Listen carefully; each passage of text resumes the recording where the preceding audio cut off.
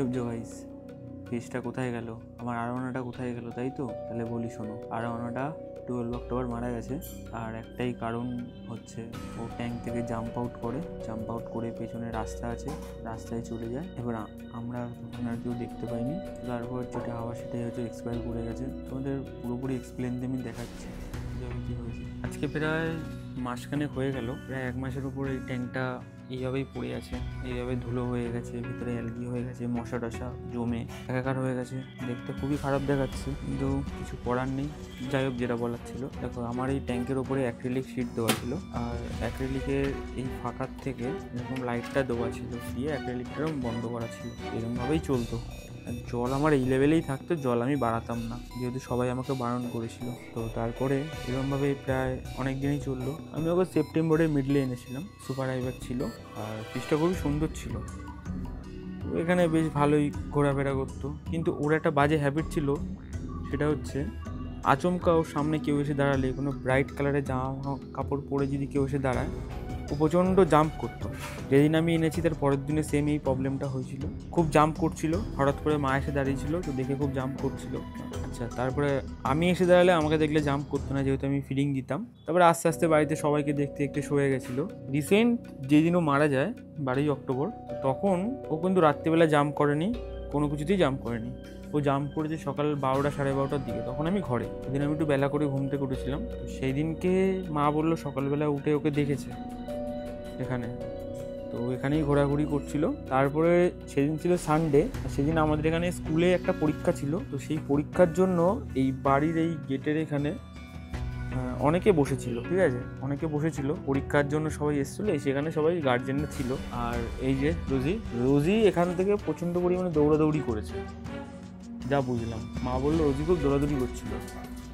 এবার ও দেখো, ও মোটামুটি দাঁড়ালে এতটা মতন ও হাইটে পেয়ে যায়, ওকে দেখতে পারতো, রোজিকে দেখতে পারতো। তো আমাদের সন্দেহ এটাই যে হয়তো ওই লোকজনদের দেখে রোজি এখানে এসে চিল্লাতো, দৌড়াদৌড়ি করেছে, ওকে দেখে কোনো কারণে ভয় পেয়ে হয়তো জাম্প আউট করেছে।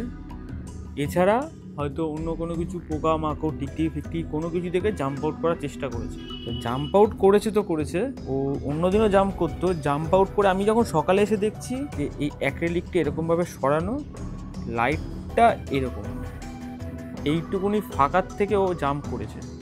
জাম্প করে সামনে পড়লে আমরা দেখতে পারতাম, মা দেখতে পারতাম, মা এখান দিয়ে চলাচল করছিল। জাম্প করে এখানে পড়েনি, জাম্প করে এইখানে একটা গ্লাস দেওয়া ছিল, এই গ্লাসটা রিসেন্ট ভেঙেছে, এই গ্লাসটা পুরো কভার আপ ছিল, এখানে একটা মোটর ছিল, এর ওপর পড়েছে। আমি মা বলছে এসে দেখছে মোটরটা এরকম উল্টানো। এই ট্যাঙ্কেও এসে পড়েনি লাফাতে লাফাতে, এই ট্যাঙ্কে পড়লেও বেঁচে যেত, যেহেতু জল ছিল। এই ট্যাঙ্কের থেকে পেছনে গেছে, পেছনে দেখো পুরো প্লাস্টিক দেওয়া, কিন্তু একটা স্পঞ্জ ফিল্টার রয়েছে। ও তার ফাঁকার থেকে বেরিয়ে গিয়ে পেছনে এই যে রাস্তা রয়েছে, এখন তো শুকনো হয়ে গেছে, এখানে পুরো জল ছিল, এখানে পর্যন্ত ও ছিল না। ওকে আমি পেয়েছি ঠিক ওই জায়গাটা, ওই সবুজ টিনটা দেখতে, সবুজ টিনটার আমি সামনে গিয়ে ওকে আমি পাই অনেক খোঁজার পর। প্রথমে আমাদের সন্দেহ ছিল হয়তো রাত্রিবেলা লাফ মেরে কোথাও পড়েছে, বিড়াল টিড়ালে নিয়ে গেছে। তারপরে ভাবছি চুরি হয়ে গেল না, তো আমি ভাবছি চুরিও বা কে করবে, মাছের যে এত দাম কেউ এখানে জানতেও না, মাছ চুরি করার জন্য কেউ আসবেও না। তো তখন অনেক রকম অনেক স্বাভাবিক ব্যাপার, অনেক কিছু চিন্তা হয়। তো শেষে গিয়ে ওখানে পেলাম, দেখে মনে হলো বেশিক্ষণ আগেও জাম্প করে যায়নি ওখানে। আর যাই হোক, এই ছিল আমার আরোয়ানা স্টোরি, আর কিছু বলার নেই। তো এইগুলো সেইভাবেই পড়ে রয়েছে। তো আমি একটা স্টিলের একটা র্যাক অর্ডার দিয়েছি, আমি এখানে আর রাখবো না, যদি আরোয়ানা আনি এই ট্যাঙ্কটাকে আমি ঘরে নিয়ে যাব, যেই ঘরে আমার মেন ট্যাঙ্ক আছে সেখানে আমি নিয়ে যাব। সেখানে গিয়ে প্রথমে ট্যাঙ্কটাকে আমার ক্লিন করতে হবে আবার। আর এখানে আমি আর অ্যাক্রিলিক দেবো না, ইচ্ছে আছে পুরো গ্লাস কভার আপ করে দেবো, হালকা হালকা ফাঁকা রাখবো, এত সাফোকেশন না হয়, জাস্ট এইটুকুনি রাখবো। আর এই টাইমটাতে আরোয়ানা পাওয়া খুব চাপ, আমি আরোয়ানা পাচ্ছি কিন্তু খুবই তার প্রাইস, আর আমাদের কলকাতায় তো আরোয়ানার প্রাইস খুব একটু বেশিই থাকে। দেখেই যদি অন্য কোথাও পাওয়া যায় আমি ট্রাই করছি আনার।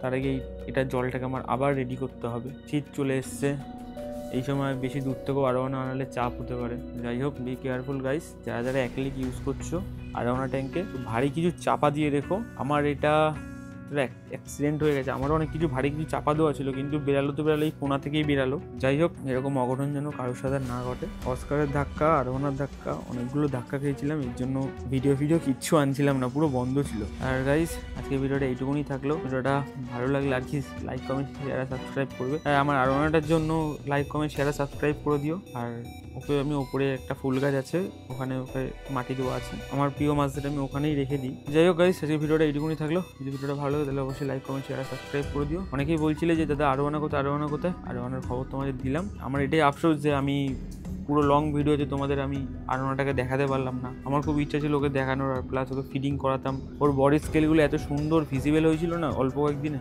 দারুণ দেখার মতো। তোমরা সেগুলো দেখলে ফটো ভিডিওতে। চলো গাইস, আজকে এই ভিডিওটা এইটুকুনি থাকলো। টাটা, খুব তাড়াতাড়ি নতুন ভিডিও নিয়ে চলে আসবো। ভালো থেকো, সুস্থ থেকো।